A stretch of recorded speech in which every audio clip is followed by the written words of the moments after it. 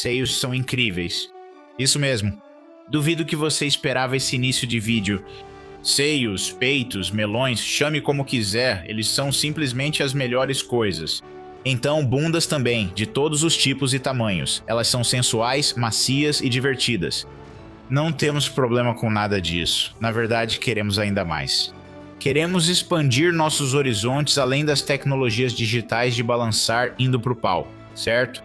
Pau. Em todas as formas e tamanhos e em todas as cores do arco-íris, queremos libertar o pau e deixá-lo pendurado, longo e orgulhoso no maravilhoso mundo dos videogames.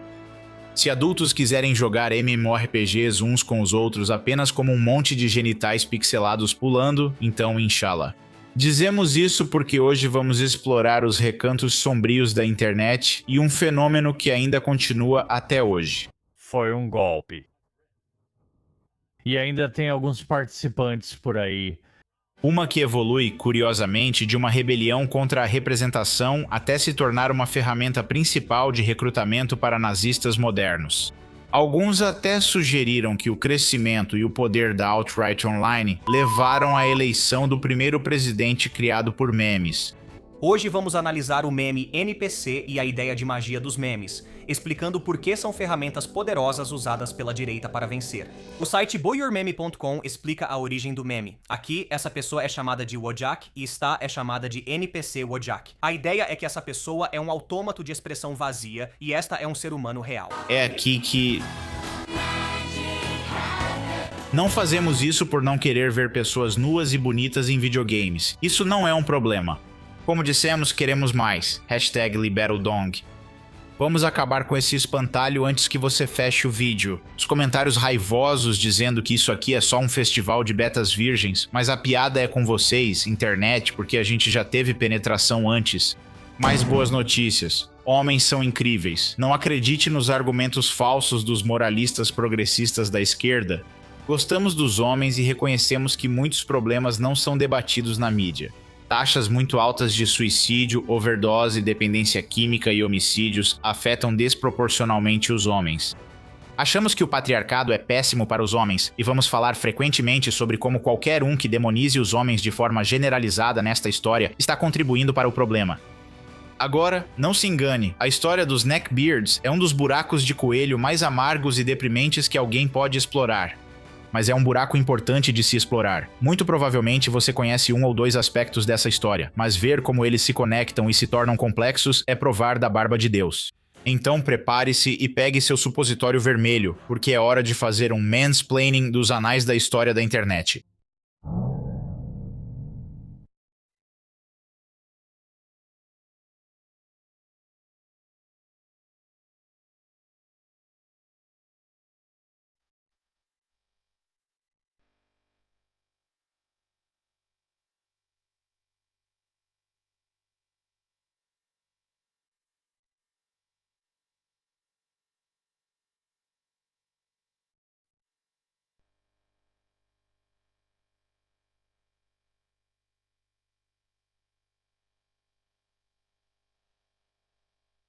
Mais fundo nos gates.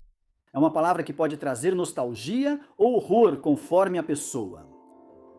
Embora a história já tenha sido contada, é importante destacar suas partes principais e como a polêmica no jornalismo de videogames gerou uma explosão online de testosterona e meias meladas. Jogam jogos de estratégia e de tiro porque amam esses jogos, não porque alguém vendeu um controle rosa para elas, ou colocou seios em uma personagem. Muitos pensam que tudo começou com Zoe Quinn e o post no blog do ex-namorado, mas as origens remontam tecnicamente a 2012 com a até então pouco conhecida Anita Sarkeesian. Mas uma coisa que aprendi assistindo muita televisão de ficção científica e fantasia é que você nunca, jamais, quer engravidar na TV.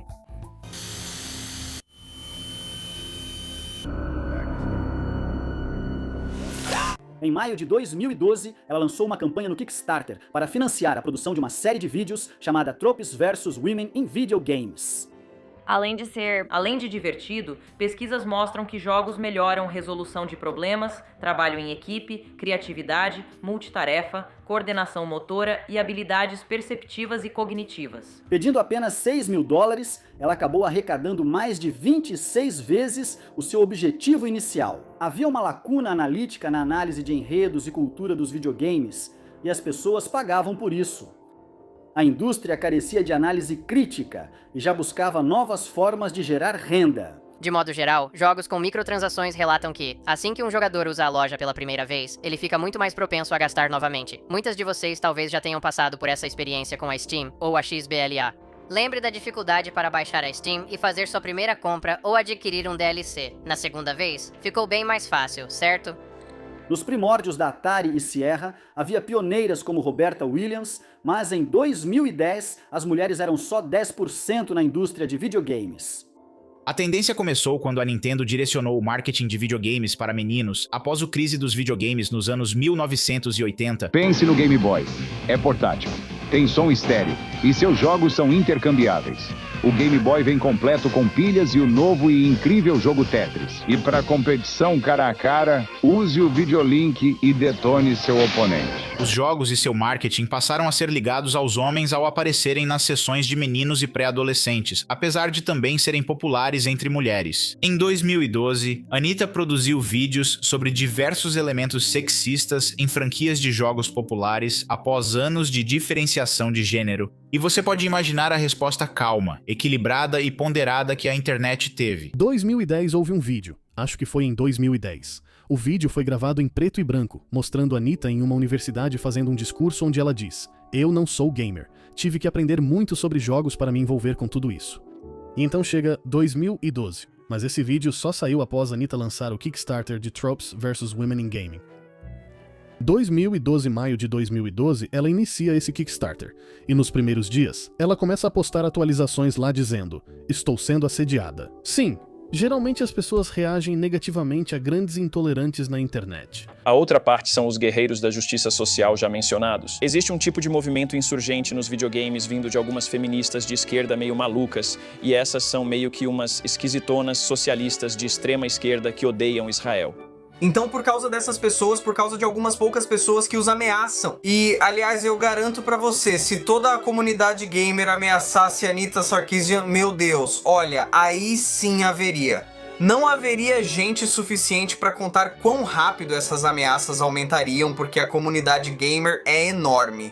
Quando você manda uma mensagem dizendo: "Ei, Anitta, acho que você é uma vadia", ela pensa: "Tchá-ching." Ironicamente, ou talvez nem tanto, vimos hoje a máquina de manipulação que impulsiona a lucratividade da Feminist Frequency funcionando a todo vapor.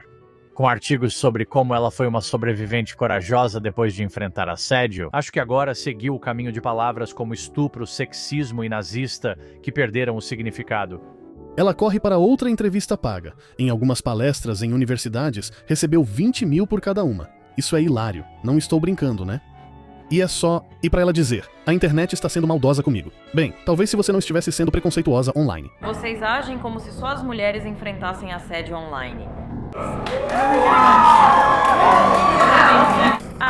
E olha, a maioria das pessoas aqui são seus trolls porque eles gostam de ver você surtando com isso. É exatamente isso que eu quero dizer. Até a sua linguagem, tipo, qualquer coisa que venha do Matheus, tipo, não. Então, depois que as ameaças de morte e estupro pareceram ter atingido o máximo e a poeira baixou, a série de Anitta Sarkeesian certamente expôs uma coisa: que a indústria de videogames não estava pronta para se autoanalisar criticamente.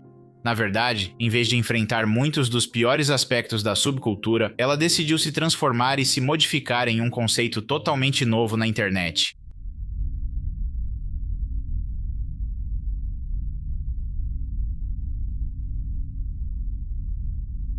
A história a seguir é tão ridícula e dolorosa que talvez a melhor maneira de contá-la seja fazendo uma imitação mal feita do Internet Historian. Estamos em 2013. Zoe Quinn, uma desenvolvedora de jogos independente, cria e lança o jogo Depression Quest. Jogo de ficção interativa inspirado nas experiências dela com depressão clínica. Recebeu elogios nos círculos independentes e críticas favoráveis dos especialistas. Avançando para 15 de agosto de 2014, Pouco depois do lançamento de Depression Quest na Steam, o ex-namorado de Quinn, Aaron Johnny, publicou um longo texto atacando Quinn em vários fóruns de jogos. Ele os acusa de traição repetida durante o breve relacionamento. Como esse tipo de atividade já era usado por comunidades ressonância magnética online para ameaçar e assediar mulheres, os fóruns apagaram as postagens. Mas já é tarde demais. Os usuários do 4chan e Reddit já acessaram o blog do Aaron, The Zoe Post, onde ele acusa um redator do Gataku de oferecer cobertura positiva ao jogo dela em troca de sexo. O mais antigo toma lá da cá que existe. Veja, a verdade central no coração do Gamergate girava em torno da afirmação de que Zoe Quinn realmente havia usado sexo como moeda de troca, e ainda assim estava tendo dificuldade em provar uma única vez que isso aconteceu. Até que Nathan Grayson apareceu. Os Gamergaters, que nesse ponto já se referiam a si mesmos coloquialmente como Gators, encontraram seu salvador na forma de um jornalista do Gataku sobre quem corria o forte rumor de ser um dos parceiros de Zoe. Para evitar serem vistos como jovens obsessivos ou ressentidos com mulheres sem limites sociais, os Gators adotaram o lema da ética e do jornalismo como seu mantra público. Em privado, usavam códigos online como a hashtag Burgers and Fries, referência a uma piada de slut-shaming para espalhar fotos nuas ilegais de Quinn. Tudo justificado, é claro, porque no final das contas era para consertar um sistema quebrado. Exceto que, na verdade, Grayson não tinha feito nenhuma análise de Depression Quest. Ops! A tentativa de salvar a ética revelava-se extremamente antiética. O 4chan está extasiado.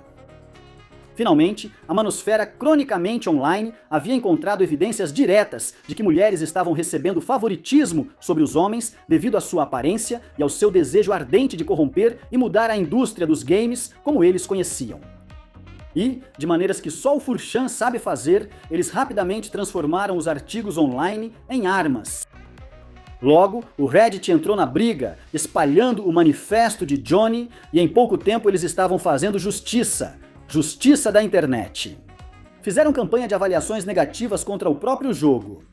Invadiram as redes sociais e e-mails deles, encontraram fotos íntimas e as compartilharam com amigos, família e empregadores.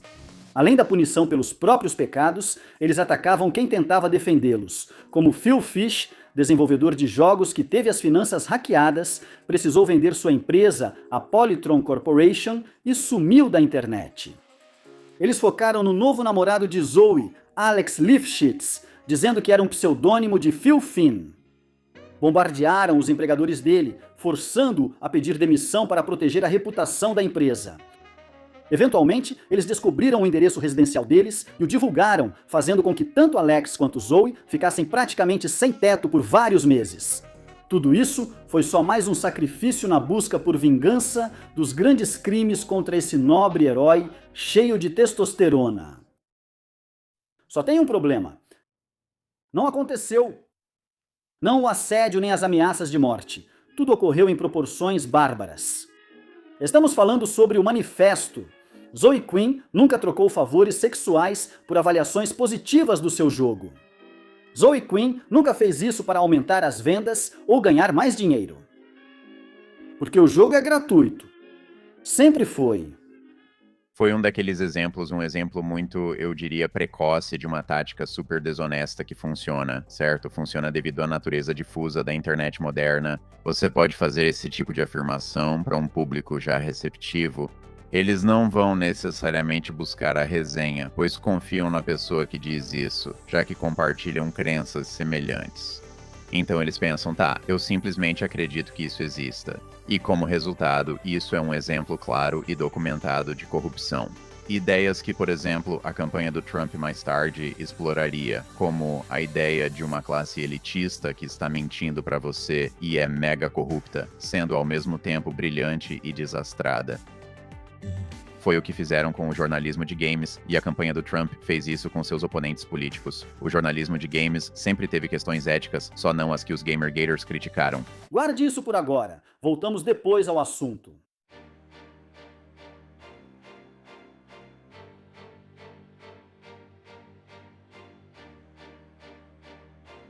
Como 1 milhão de No Nut Novembers, culminando em uma singularidade de tempo e espaço infinitos, o Gamergate revelou um resultado frequentemente comentado, mas raramente visto, da alienação masculina em massa. Uma geração inteira de jovens homens doutrinados por uma sociedade que lhes impunha um conjunto de padrões que se tornavam cada vez mais difíceis de alcançar. A primeira geração, majoritariamente online, que cresceu com jogos com internet de alta velocidade e uma subcultura sempre online. As redes sociais, com seu alto potencial viciante, vêm manipulando gerações de jovens sem atenção crítica às consequências. Os ciclos de feedback impulsionados por dopamina de curto prazo que criamos estão destruindo o funcionamento da sociedade. Sem discurso civilizado, sem cooperação, desinformação, inverdades. E isso não é um problema americano. Não se trata de anúncios russos. Esse é um problema global. Com tantas das nossas interações diárias sendo feitas em frente a telas, com informações filtradas quase exclusivamente por inteligência artificial, o incentivo para promover links mais incendiários ou conspiratórios só agora começa a ser compreendido em termos do seu potencial destrutivo. Agora, os gamers não são pessoas inerentemente más, seja por gostarem de videogames ou por participarem das subculturas que derivam deles. A grande mídia tende a focar apenas na atmosfera tóxica criada por homens ao relatar sobre comunidades de jogos. De acordo com Vossen, os gamers e a alt-right compartilham pontos em comum. À medida que pessoas marginalizadas lutam por igualdade, aqueles que tradicionalmente tiveram privilégios, especialmente homens brancos, sentem que estão sendo oprimidos por essas pessoas que só querem ser tratadas como iguais. E isso ignora 2 pontos importantes. Primeiro, que jogadores violentos e ameaçadores não representam a maioria dos jogadores ou mesmo dos fãs. E segundo, que grande parte da culpa pela radicalização ou recrutamento online recai sobre um fator único. Zardos, fala com vocês, seus escolhidos, a arma é boa.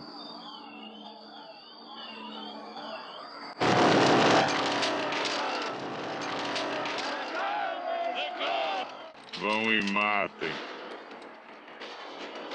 Não é.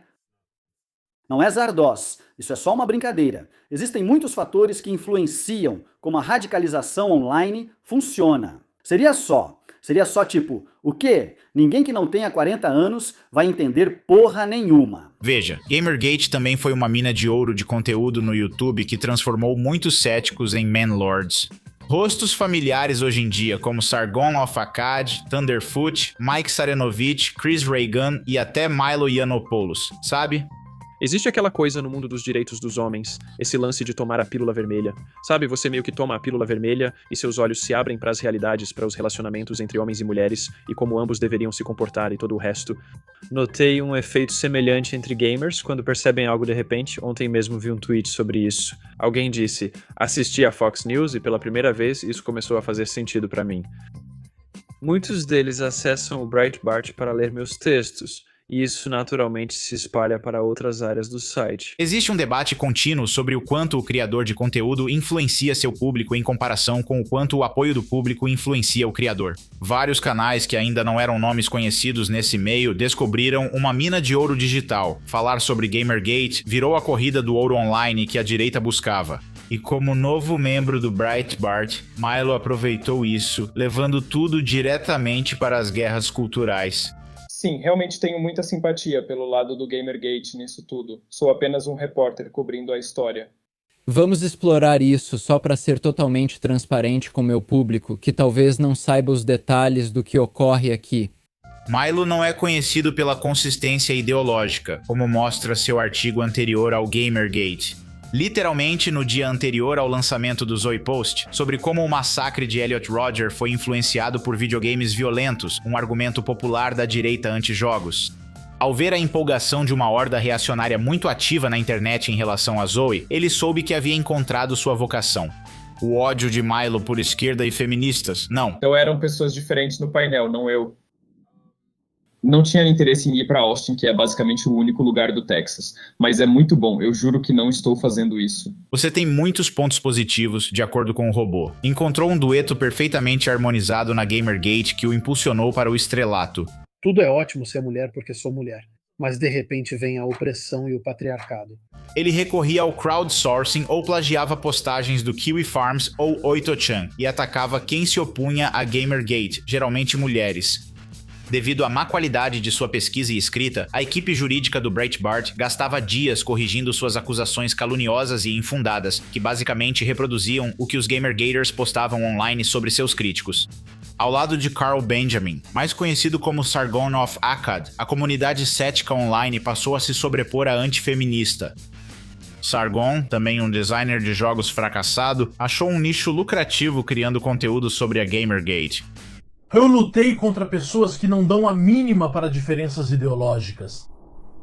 Muita gente está na mesma situação que eu. Nem todo mundo está em uma cruzada ideológica. Quero dizer, olha a minha mão. O ódio particular de Carl pelo feminismo online se combinou perfeitamente com a sua incapacidade de fazer uma pesquisa substancial sobre qualquer um dos temas que ele discute. É uma frase... Quando dizem, os humanos provocaram eles ao invadir seus habitats, assumem que insetos são irracionais e agem só por instinto, incapazes de decisões morais. Ao invés de informar aos extremistas mormons que esse planeta já era habitado e pelo menos exigir que eles saíssem, os insetos simplesmente massacraram todos eles sem piedade. E se isso não fosse suficiente, os insetos então começaram a lançar ataques de meteoros contra uma terra despreparada e desavisada, com o primeiro ataque exterminando quase 10 milhões de pessoas e destruindo uma grande cidade. Por que eu quero isso sem ironia? A resposta é porque Tropas Estelares é um manifesto para a utopia de Jordan Peterson.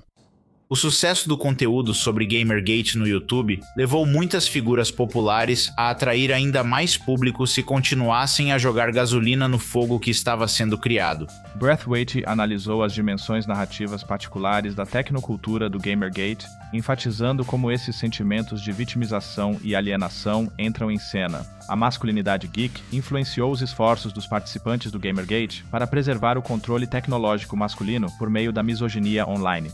Na análise apresentada por este artigo, os aspectos culturais e tecnológicos do Gamergate se fundem dentro da racionalidade tecnológica descrita por Marcuse. A campanha de abusos do Gamergate se tornou endêmica porque suas racionalidades subjacentes estavam evidentes no design, na governança e na cultura comunicativa de diversas plataformas online. Isso não é coincidência. A arquitetura e a administração dessas plataformas online emanam das mesmas culturas geek e indústrias relacionadas que deram origem ao Gamergate. Este artigo sugere que, no abuso online, a tecnologia está sempre, de forma simbólica e estratégica, implicada nas afirmações de agressão masculina. As táticas de Milo Yiannopoulos de atacar as pessoas envolvidas e ir longe demais lhe renderiam a reputação de ser um bad boy brincalhão e debochado nesse meio. Se você não gosta do novo filme dos Caça-Fantasmas ou de um trabalho em Hollywood feito por alguém negro ou mulher, você é suspenso. Principalmente por ter sido uma das figuras mais proeminentes banidas logo no início. Um dia depois, Milo Yiannopoulos, um escritor conservador do Breitbart.com, foi suspenso permanentemente do Twitter.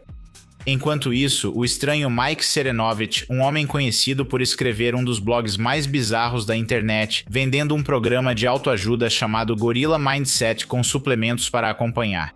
Além disso, ele acusa de pedofilia qualquer um de quem não gosta, sem provas. Mike Cernovich, Mike Cernovich Cherto, Mike. Seja lá como você pronuncia isso. Acho que tem um teta no final. Ganhou destaque também pelo interesse do Infowars no lado conspiratório do Gamergate. Após derrubar Sam Seder, Cernovich quase eliminou o estigma das acusações de agressão sexual e se reinventava como herói dos direitos dos homens. Ele e Jones eventualmente começariam a promover o Pizzagate usando técnicas e ferramentas de recrutamento que já tinham se mostrado eficazes durante o Gamergate. Enquanto isso, do outro lado da direita, as coisas estavam bem mais alternativas. Essas são imagens típicas de diversidade. Não acho que isso surpreenderia muito alguém. A diversidade é ótima, beneficia os brancos e permite fazer novos amigos. Por volta de 2013, os nazistas foram para a internet. Os grupos de ódio nos Estados Unidos, monitorados pelo Southern Poverty Law Center, vinham crescendo em número desde os anos 90, mas entre 2012 e 2014 caíram quase um quarto. Os grupos patriotas caíram mais de um terço. No entanto, os crimes de ódio permaneceram praticamente os mesmos. O conservadorismo radical não estava diminuindo, mas se descentralizando, Ainda radical e muitas vezes violento, mas agora com nômades nacionalistas brancos que dificilmente integrariam uma organização formal.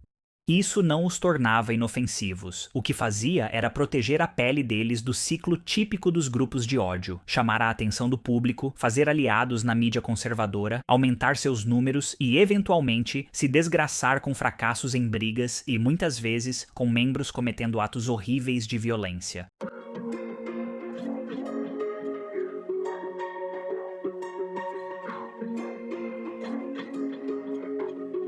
Richard Spencer, o rei dos mestres da vergonha alheia.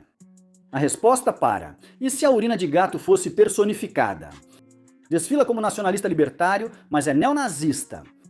Ele se destacou ao criar o termo alt-right, uma repaginação das crenças fascistas de extrema-direita com uma boa dose de negação plausível cômica. Como isso é falso, que é a ideia da magia dos memes. Aham, sei. Você realmente quer dizer isso? Na realidade. Eu não sei. Você acha que isso é real? Sim. Steve Van Zandt está aqui? Pode ligar para ele? Não. Mas em termos de magia dos memes. Sim, acho que tem algo nisso, né? Eu chamaria de uma profecia autorrealizável. Nós criamos a alt-right através dos memes. A alt-right se apropriou da cultura da internet ao rejeitar o que via como mudança progressista ou woke da janela de Overton. Com o surgimento do Gamergate e a adoção do Pepe como representação da cultura de memes insular, a linha entre aqueles que agiam por racismo de verdade e os que faziam isso só pela zoeira ficou borrada. Eu vi isso como uma oportunidade de pôr fim às acusações da alt-right que vinham sendo feitas contra mim. Não era para tentar limpar meu nome ou salvar a minha imagem. A alt-right conseguiu unir rejeições ao feminismo da terceira onda, teoria crítica da raça e questões trans e de gênero a uma geração muito alienada. Uma geração assolada pelo medo existencial diante da economia instável, mudanças climáticas e transferência de riqueza dos pobres para os ricos. Bem, quero dizer, sem falar em todas as coisas que os adolescentes pensam. Enquanto Tucker Carlson explorava o nacionalismo entre os mais velhos, youtubers lideravam a guerra cultural na internet. Todo mundo, a mídia e os jornalistas, todos estão nos dizendo que o problema do Twitter é trollagem demais, muita maldade, muito suposto abuso e assédio. Eu vejo o problema exatamente ao contrário. Quando o Twitter restringiu a liberdade de expressão, a plataforma começou a fracassar, algo que sempre ocorreu nas redes sociais. Essa regra nunca foi quebrada. O surgimento de Spencer e da alt-right ocorreu junto à campanha de Donald Trump, assim como o aparecimento e queda do Pizzagate e sua reformulação. Pedófilos estão estuprando crianças em masmorras subterrâneas. Você não vai fazer nada? É uma visão restrita. Pizzagate Comet Pizza não é um mito. É algum tipo de banco de dados que lista todo esse abuso sexual infantil. Estou começando a pensar que meus medos não eram ruins. Virou celebridade entre a alt-right, ampliando sua fama online para um movimento de direitos dos homens, com seminários e suplementos sobre mentalidade de gorila, tirados diretamente da cartilha do Alex Jones. 50% de desconto com o código promocional SUN, S-U-N, em InfoWarsStore.com. Restam poucas unidades. Ganhe 50% de desconto com o código SUN em InfoWarsStore.com. É isso aí. Bom InfoWarsStore.com. Quando seus clientes não compravam vitaminas caras ou aprendiam a escapar impunes de agressão sexual... Ele realmente me tocava fisicamente. Tem um homem de máscara de gás e outro com máscara. Disseram que são violentos e querem violência. Temos empurra. Vamos entrar nessa, Mike. Eu adoro quando eles me atacam. Eles estão falando de mim. Estou sendo atacado. Estou sendo atacado. Eles estavam envolvidos no Pizzagate, uma teoria da conspiração que ficou famosa graças a Mike e Alex. Agora, Mike Cernovich, é bom ter você aqui. É um prazer. Estamos nos aproximando da singularidade, pois nosso tempo está atrasado. Sempre pergunto, há quanto tempo a Kathy Griffin encenou aquela decapitação estilo ISIS? Há quanto tempo o Scaramucci foi demitido? Tudo já aconteceu. Parece que foi há 1000 anos. Exato, nosso tempo está atrasando porque nos aproximamos da singularidade. Quando o ódio a Hillary Clinton misturava críticas legítimas, postura belicista e líbia. Superpredadores até grandes cartéis de drogas. Eles não são mais apenas gangues de jovens. Muitas vezes, são o tipo de jovens chamados de superpredadores, sem consciência, sem empatia. Podemos debater o motivo deles estarem assim, mas antes é preciso discipliná-los. Apologia ao estupro. Eu sou um presidente ruim. Mike decidiu derrubar o Império Clinton com a única moeda que a internet aceitava: zoeira pesada. Você é uma fraude, você é uma fraude, essa ligação acabou. Eu vou postar o áudio, obviamente, porque nós dois gravamos. Eu vou ler pra você no rádio. Você é uma fraude, você é um mentiroso. Então acabou. Após o Wikileaks divulgar e-mails privados de Hillary Clinton com a palavra pizza, muitos na Deep Web suspeitaram que pizza seria um código para uma rede internacional de pedofilia. E como em todas as melhores conspirações, alguns elementos de verdade, neste caso, uma série verificável de e-mails e uma montanha de ficção completamente inventada e jogada no lixo. As pessoas realmente acreditam em uma teoria da conspiração de que Hillary Clinton e seu ex-gerente de campanha, John Podesta, comandavam uma rede de exploração sexual infantil em uma pizzaria em Washington, corrente contínua. Isso é uma mentira.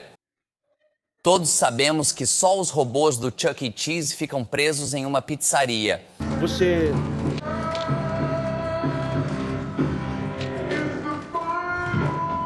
As pessoas já deveriam ter notado que esse era um dos meus movimentos típicos. Então agora eles estão dizendo, você deve estar surtando e sabe todo o resto.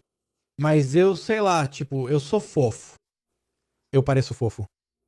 Tenho um filhinho. Eu não entendo, agora.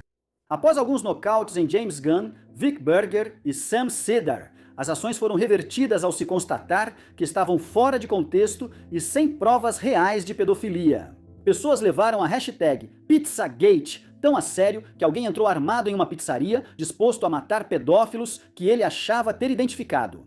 Inicialmente, ele pensou que era um funcionário porque ia direto para a sala dos fundos. O funcionário, então, olhou para mim e apontou que era um homem armado. Edgar Welch, comparecendo ao tribunal nesta tarde. Pizzagate não evoluiu diretamente do Gamergate, mas houve grande sobreposição entre as comunidades devido a propagandistas como Cernovich, que promoveram ambos. A mídia afirma que isso é devido ao Pizzagate. Isso é uma notícia falsa muito perigosa. Qualquer pessoa que afirme que o atirador de hoje na Comet Pizza teve algo a ver com o Pizzagate está mentindo. Após repressão ao Pizzagate, fechamento de fóruns no Reddit e Discord e problemas legais para o Infowars, os resquícios das teorias da conspiração fragmentadas foram lentamente se sobrepondo ao outro lado da guerra cultural no campo da guerra dos memes. Olá, paquistaneses étnicos. Sou o grande homem Taron, supremo presidente do Paquistão, com uma missão especial para todos os guerreiros de memes prontos para a batalha. Pepe, o simpático sapo de Kextan, é símbolo de uma subcultura baseada na palavra de risada do World of Warcraft, ligada ao antigo deus egípcio Sapo Kek. Tipo, só tenham paciência com a gente, ok? Isso é a internet. Não vai ser exatamente como a Batalha de Gettysburg. Memes se tornaram a moeda nas guerras culturais online. Participar de grupos como comunidades de alt-right no 4chan era tão anônimo que o pertencimento dependia da relevância e eficácia dos memes. Assim, a criatividade e variedade dos memes do Pepe cresceram tanto em escala quanto em racismo. Também havia uma crença online de que os próprios memes tinham a capacidade de manipular a própria vida. Embora fossem minoria, a maior reviravolta política moderna deu certa vida aos poderes mágicos da internet. Lembra que dissemos que Milo Yiannopoulos aproveitou o Gamergate e fez dele um tema central nas guerras culturais conservadoras? Bem, isso não foi por acaso. Foi de propósito.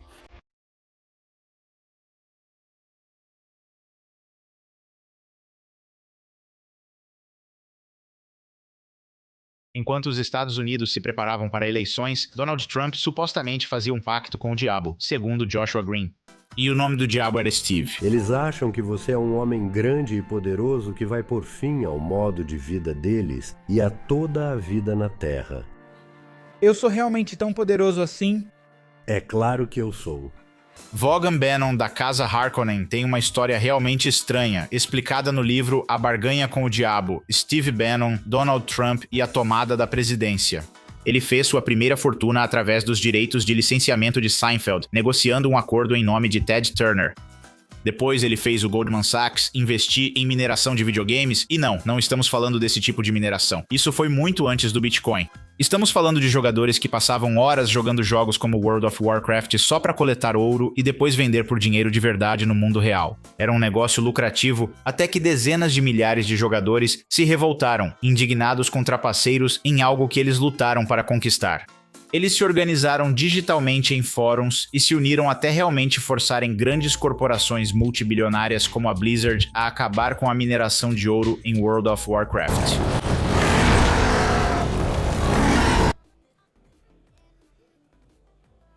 Embora abalado, mas não derrotado, Bannon aprendeu o poder dos chamados homens brancos sem raízes que passam todo o seu tempo online. 5 anos depois, ao entrar na Breitbart, ele logo passou a contratar esses homens sem raízes e a radicalizar as massas para o populismo. Ele tinha sido um documentarista independente, se é que você quer usar esse termo no sentido mais amplo possível, ou seja, praticamente nada, e estava interessado em transformar o ativismo online em algo que pudesse tomar forma no mundo real. Bannon se refere a isso como a Terceira Guerra Mundial, o conflito global mais longo da história. Bannon está dizendo que não houve uma guerra fria. Houve uma guerra real que os soviéticos começaram, mas que a maioria dos líderes ocidentais não queria. Milo Yiannopoulos preencheu essa lacuna e foi fundamental para transformar os Gators em Pepes e depois em Magas. Milo já estava posicionado como um dos principais guerreiros culturais de Bannon e também estava começando a falar sobre outras teorias da conspiração que ajudariam a aproximar e misturar esses grupos. Os principais alvos eram feministas da terceira onda e justiceiros sociais, que pintavam o cabelo de neon e encarnavam aquele visual furry e sojado. Surpresa, filho da mãe. Libertem TK. Libertem a Palestina. Você não é tudo isso, Takika. Algumas vidas não importam diante do talento. Indignados só de pensar em ficar indignados, eles eram uma praga na internet, exigindo que tudo fosse censurado e que ninguém se divertisse. Enquanto vários setores da direita os atacavam com desabafos no YouTube e esculachos em faculdades, o ódio aos liberais, aos democratas e suas supostas ligações com uma cabala globalista de pedófilos ganhou vida própria.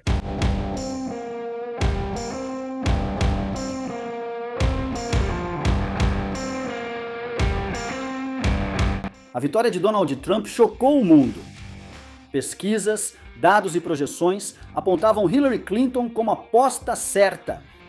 O imperialismo dos Estados Unidos estava garantido, então um outsider apareceu para drenar o pântano. Por outsider, queremos dizer que ele não era o favorito dos republicanos tradicionais. Voltar a se dedicar a criar um mundo mais pacífico. Por favor, aplaudam. Ele continuava rico e elitista, sem mostrar sinais de mudança. Era grosseiro e explícito quanto ao nacionalismo e ao amor incômodo pelo país. Apresentador de reality show, adorado por grupo quase religioso, com poder jingoísta de um caminhão monstro. A presidência de Trump aconteceu praticamente tão insana quanto você esperaria.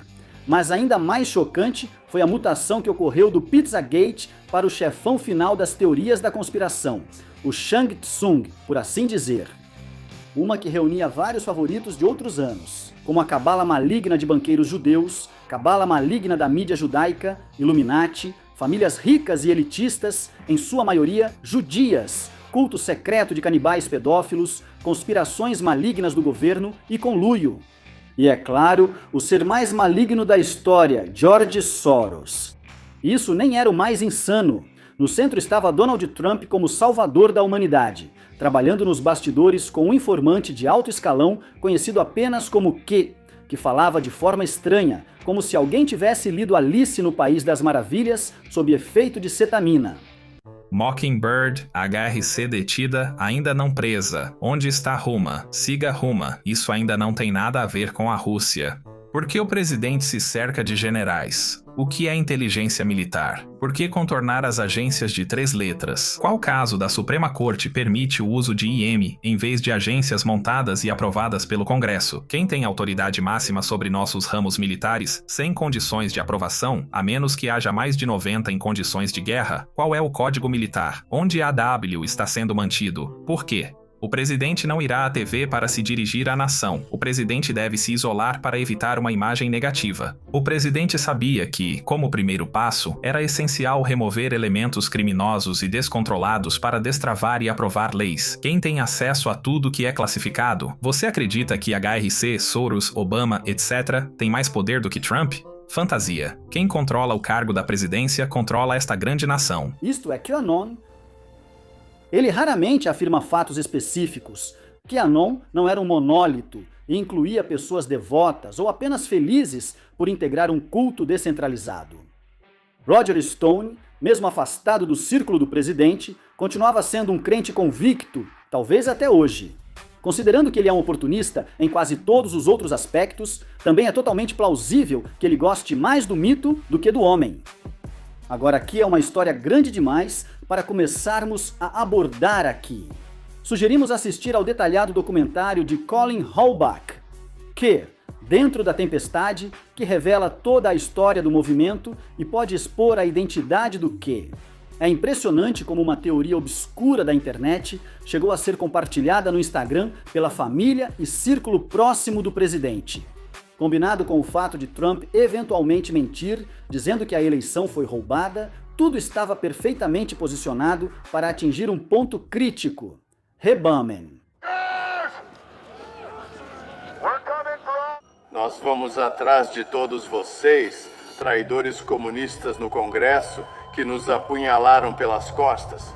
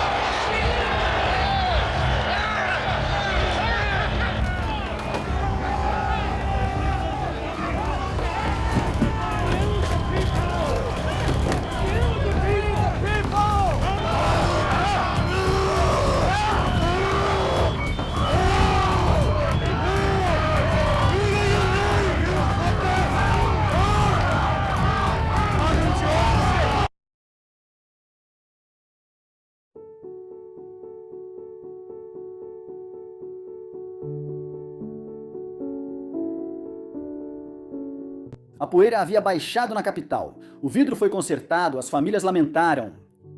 A culminação de tantos grupos diferentes unidos por um ponto em comum. Ou postar ou retweetar. Já vimos o que a radicalização de um único indivíduo na internet pode causar de danos no mundo real, mas nunca em números tão grandes assim. A maioria dos cultos ou religiões se reunia e treinava presencialmente. Ou, ainda mais importante, sabiam que integravam um grupo sob ordens hierárquicas. Que pode ter sido essa hierarquia? Mas ele ainda era anônimo. O que as pessoas fizeram com essa informação foi influenciado por agentes externos. Vamos afirmar a vitória esmagadora de Trump na rua. Vamos entregar uma república constitucional às forças das trevas. Ele lançou na guerra o que traz clareza. É ter clareza de que 6 de janeiro seria o dia, ou um desses grandes dias. E que tudo precisava convergir para o 6 de janeiro. Pode-se culpar as grandes empresas de tecnologia por deixarem isso crescer a níveis perigosos, já que sabiam que seria um problema antes de perder o controle. Pode-se culpar jogadores adolescentes cuja fúria foi manipulada e virou ação revolucionária ao crescerem. Foram aqueles que demonizaram todos os jogadores como se todos fossem misóginos ou racistas. Também houve acusações de sexismo e homofobia. Se você não seguisse a cartilha, era misógino, era sexista. E de repente, as pessoas que a gente vinha lendo há anos começaram a dizer: olha, vocês, fãs que nos acompanham há tanto tempo, são sexistas, misóginos, provavelmente racistas. E era o que está acontecendo? Era corrupção entre editoras e grandes produtores de jogos AAA, vendendo análises e ignorando o jornalismo. Pode-se dizer que moderadores ou programadores do 4chan permitiram tantas conspirações florescerem. Foram comentaristas e influenciadores que difundiram a ideia para as massas. Pode-se dizer que os políticos adotaram essa nova aprovação quase sectária de seus homens fortes. Ou talvez até mesmo o próprio presidente os incentivando. Mas o que realmente está no cerne de tudo isso? Após o tiroteio em Columbine, pais e políticos se apressaram para descobrir o que causou tamanha atrocidade. Mas na alegria, derrotando seu oponente, arrancar a cabeça dele é uma... problema. Comprei este jogo porque ele contém o sangue e a violência que estavam presentes na versão de arcade. Videogames violentos passaram a ser o foco. Títulos como Night Trap, Doom e Mortal Kombat eram vistos como tão grotescos que estariam realmente infectando a mente das crianças, quando estudos e pesquisas reais revelaram algo completamente diferente. Minha opinião pessoal, depois de passar incontáveis horas eliminando alienígenas, monstros e até mesmo nazistas em vários jogos, é que os videogames em si, mesmo os de ação ou violentos, não radicalizam uma pessoa, nem fazem com que ela se torne violenta ou agressiva. Mas uma das principais lições da psicologia é que às vezes nossa intuição pode estar errada. O que a literatura diz sobre isso? Eu não consegui encontrar nada em termos de literatura publicada que ligue videogames ao extremismo, radicalização ou coisas desse tipo. Não ter encontrado não significa que não exista. Mas considerando o pânico moral constante sobre videogames quase tão antigo quanto eu, e a abundância de estudos argumentando sobre uma ligação entre videogames violentos ou de ação e agressividade, eu teria esperado pelo menos tropeçar em alguma menção a isso se realmente existisse. O que eu encontrei foi uma análise da violência juvenil nos Estados Unidos e das taxas gerais de homicídio comparadas com filmes e videogames. E houve um período, em meados do século XX, em que havia uma pequena correlação entre violência em filmes e taxas de homicídio, mas eventualmente isso se inverteu. E para videogames violentos, há uma correlação negativa entre as taxas de violência juvenil e os videogames e seus lançamentos, especialmente os violentos, em que, quando há um lançamento, há uma diminuição na violência juvenil. Então, ao que parece, a mídia violenta está reduzindo e não aumentando o dano no mundo real.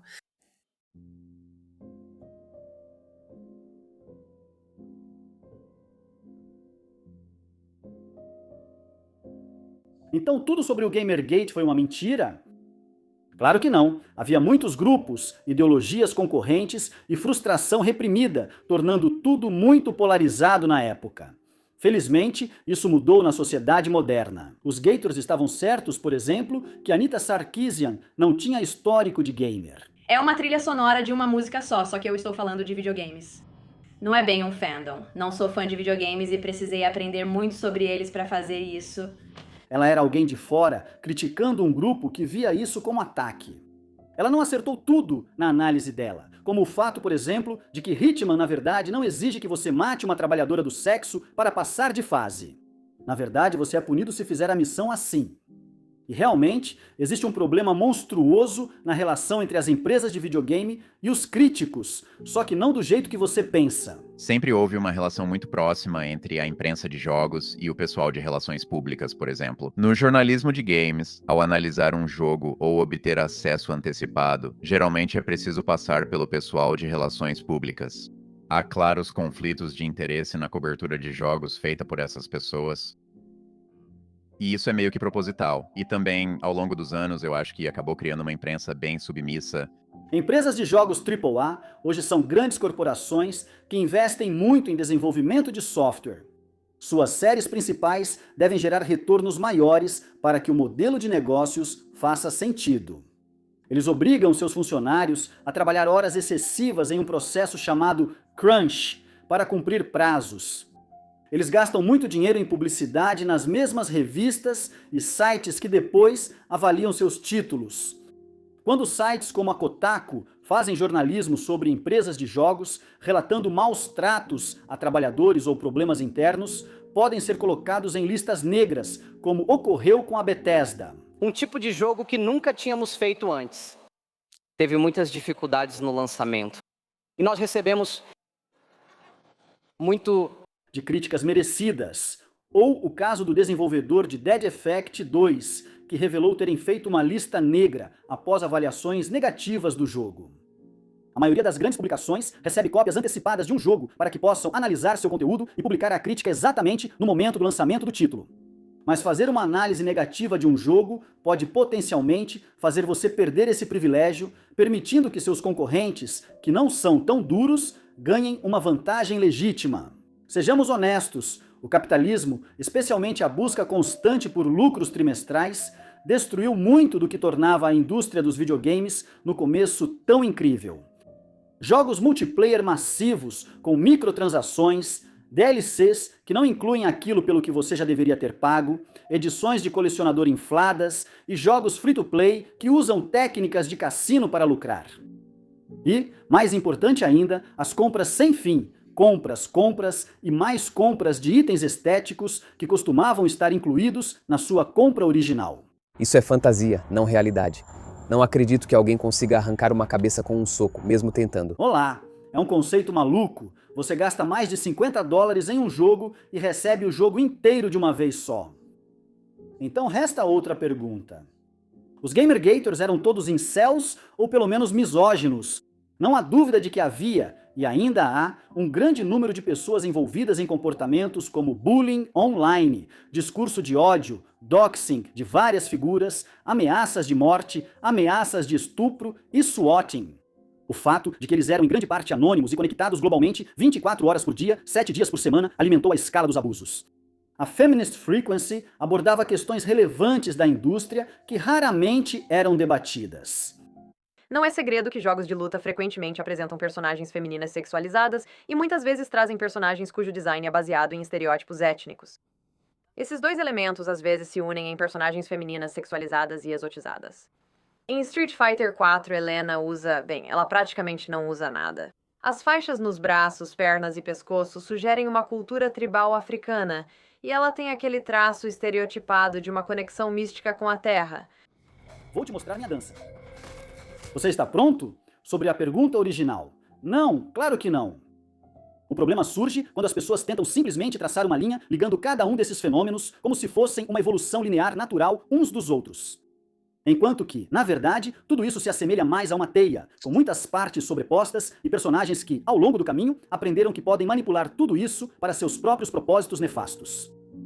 O pior é que todo o esquema é um truque de ilusionismo. O que quero dizer é que cabalas secretas de pedófilos, entusiastas liberais de pizza da elite ou mulheres e jornalistas de games não binários não são o que ameaça os homens. Se você olhar para as principais causas de morte entre os homens atualmente, a primeira é morte acidental, uma categoria que combina overdoses de drogas e acidentes de carro. Atualmente, os opioides são a principal causa de overdose, e a epidemia na América do Norte começou quando empresas como a Purdue Pharma incentivaram médicos a prescrever seus produtos. Um dos 3 irmãos que originalmente assumiram o controle da empresa regularmente pedia relatórios de vendas. Ele orientava as pessoas sobre como elas deveriam sair e promover OxyContin junto aos médicos. Quando começaram a morrer pessoas por overdose, ele estava muito envolvido em e-mails dizendo: olha, como vamos vender essa história é dizendo que se trata de viciados em drogas. Essas pessoas são criminosas. Isso não é nosso problema. Culpando as vítimas. Culpando as vítimas. Exatamente. Muitos grandes nomes do setor investem mais em publicidade do que em pesquisa e desenvolvimento. Grandes corporações como o Walmart e a Walgreens foram acusadas de ignorar sinais de alerta ou dependências e de alimentar a crise. Depois, há o suicídio, principalmente causado por doenças mentais que o sistema de saúde dos Estados Unidos não trata adequadamente. Então, em 1988, o presidente Reagan cortou os gastos federais com saúde mental em 25%. Então, para onde essas pessoas acabam indo? Para muitos deles, a cadeia. Em 2012, havia 10 vezes mais pessoas com doenças mentais em prisões e cadeias do que em hospitais estaduais. Quase 400 mil adultos com doenças mentais não tratadas estão presos. As prisões, na prática, viraram os novos hospitais psiquiátricos. O número 7 representa o desemprego e o 8, o isolamento social. Outro grande problema pouco comentado é o nosso vício em redes sociais, programadas para manter os usuários nelas pelo maior tempo possível e reforçadas por IA, que continua promovendo conteúdos cada vez mais incendiários. Sempre voltamos a isso. Lucros dos acionistas valem mais que a saúde das pessoas. O Facebook revisou seus sistemas e identificou vários mecanismos com múltiplas formas de configuração. O Facebook percebeu que a configuração usada antes, otimizada para hipercrescimento, era potencialmente perigosa. Então nós ficamos no doom scroll e fazemos postagens de ódio e não nos sentimos mais realizados por fazer nenhuma das duas coisas. Se você é conservador, pode já ter um viés ao saber que tendemos à esquerda, assim como faríamos ao ver um documentário conservador que geralmente favorece quem está no poder e lucra com nossas interações sociais.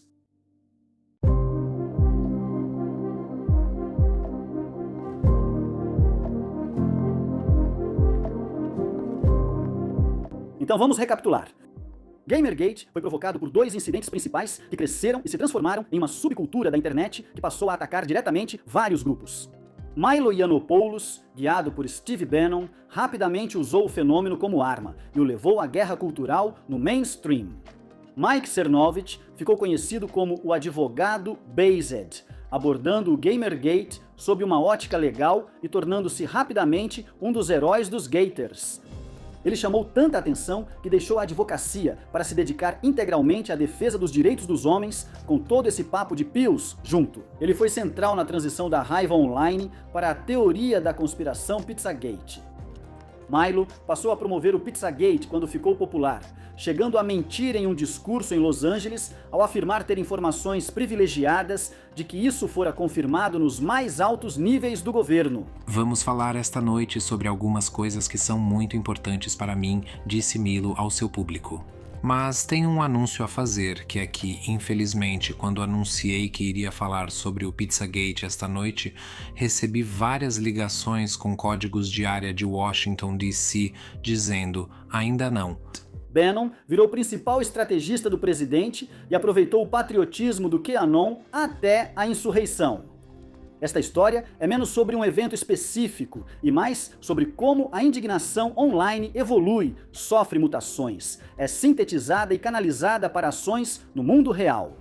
A mídia continua correndo de um lado para outro, como uma galinha sem cabeça, tentando acompanhar e vendo apenas partes do processo. Qualquer um que lucrou com isso pode alegar que não teve nada a ver com isso. É só isso, um truque de mágico. Eles nunca defenderam discurso de ódio, pornografia de vingança, doxing ou incitação à violência, embora o trabalho deles leve a esses efeitos. Jeremy? Espera, esquecemos de citar Jeremy Hampley, rodada extra.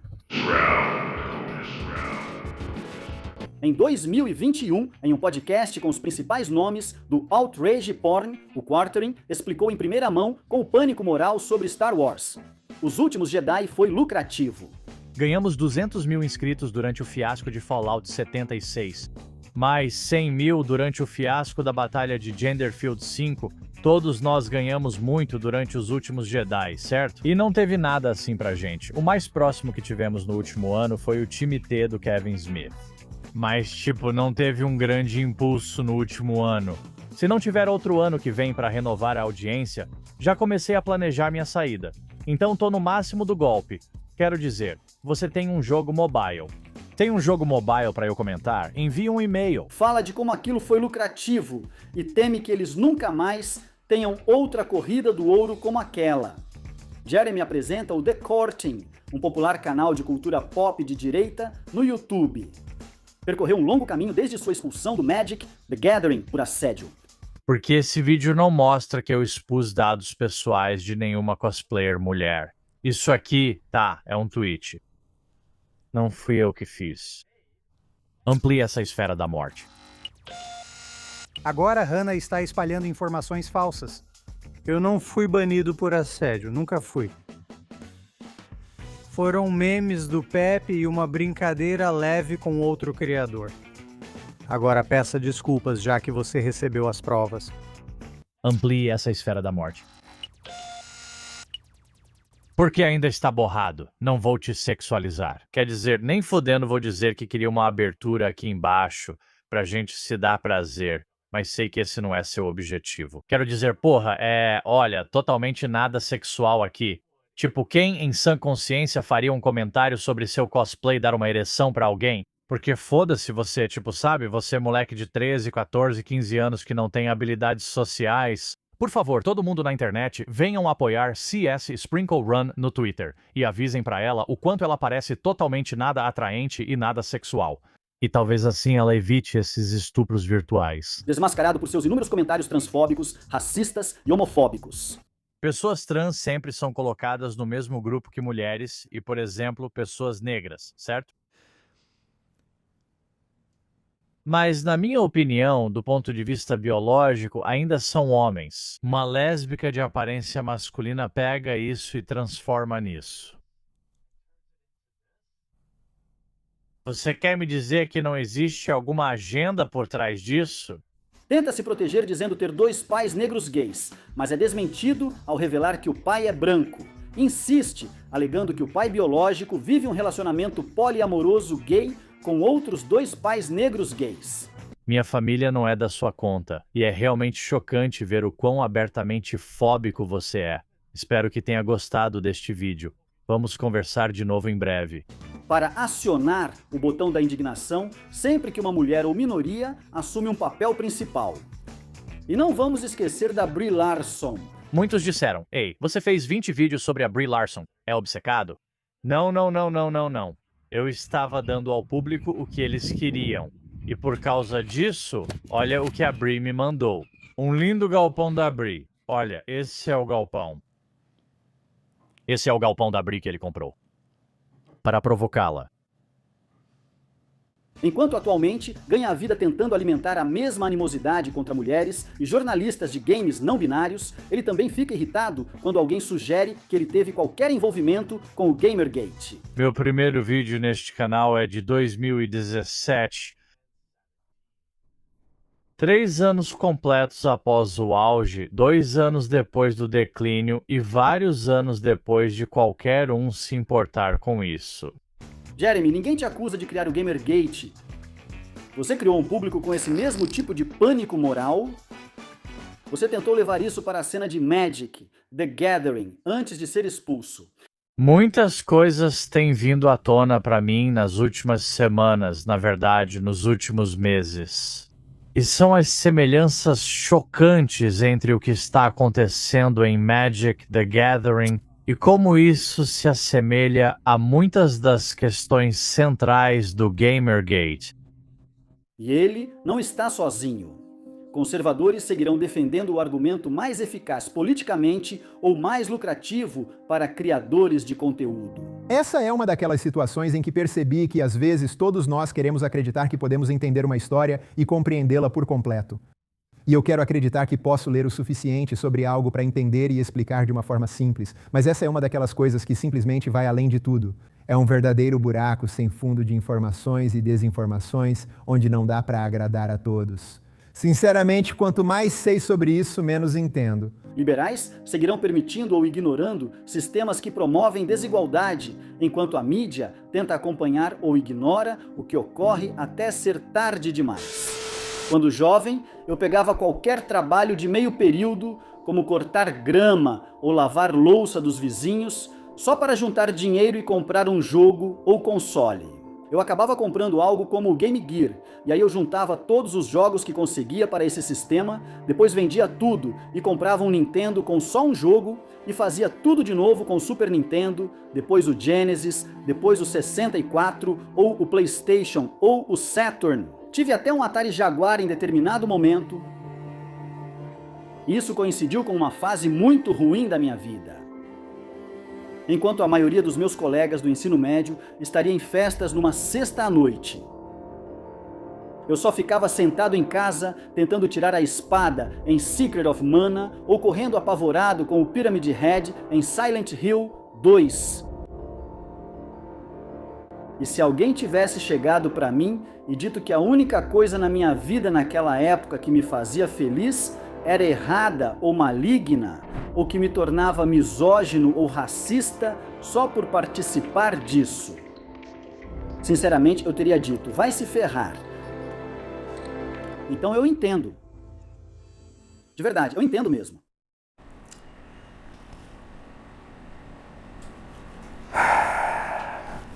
O quê? Quero dizer, o que estou fazendo aqui? O que estamos fazendo? Estou parado ao seu lado, sem jeito, tão perto assim, enquanto você faz esse discurso maluco? Eu só achei que faria mais sentido, tipo... Como assim fazer sentido? Tipo, eu não sou um homem? Eu não posso falar? Alguma estabilidade para eu realmente poder trabalhar nas coisas e seguir em frente seria ótimo. Não sei, acho que não consigo parar. E eu acho que pra mim o fato é que eu amo jogos mais do que eles me odeiam.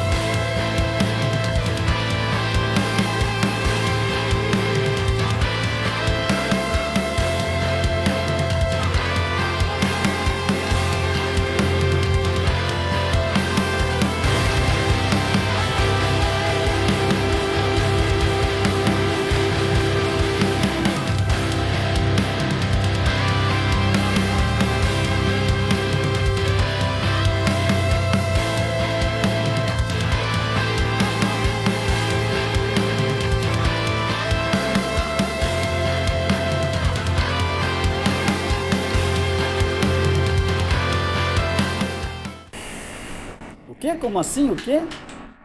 O que é isso? Estamos a menos de 1 metro. Fico aqui parado, sem jeito, enquanto você fala sem parar. O que estamos fazendo? Por que estou aqui? Por que estou te incomodando? Não sei, pensei que funcionaria. Eu não sou um homem, eu não posso falar, eu não tenho voz, ele tem voz.